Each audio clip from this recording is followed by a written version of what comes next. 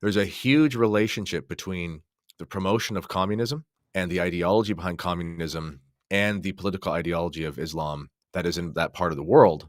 And it's not a coincidence, some would say, that the hammer and sickle flag looks very similar to the crescent and the star.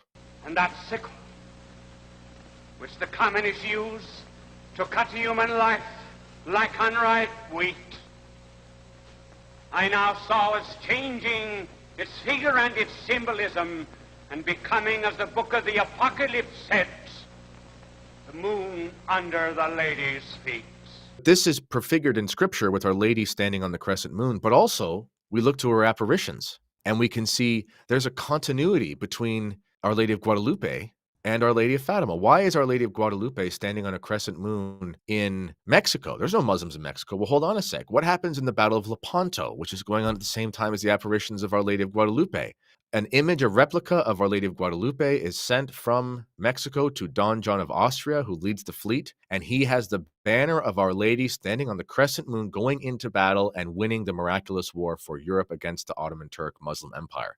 The reason why they knew it was called Our Lady of Guadalupe in Mexico is because there was already a devotion in the 1200s in Spain to what was called Our Lady of Guadalupe, which was a combination of words Guada and Lupe, the Wolf River. And that statue was actually hidden because of the persecution. And guess who visited the shrine of that statue before he went to Mexico? Christopher Columbus. That's right. It all converges with Our Lady of Fatima and Russia. And this is sort of like the boiling point. This is the pinnacle. This is the final level in the game where all of these pieces come together and all the enemies of Christ, the communists, the Muslims, everything converges in this one sort of super enemy that we've been fighting with and struggling with for so many years. And the solution to that is devotion to Our Lady of Fatima. All of this is very apocalyptic. That's because Our Lady appears in Apocalypse chapter 12, verse 1.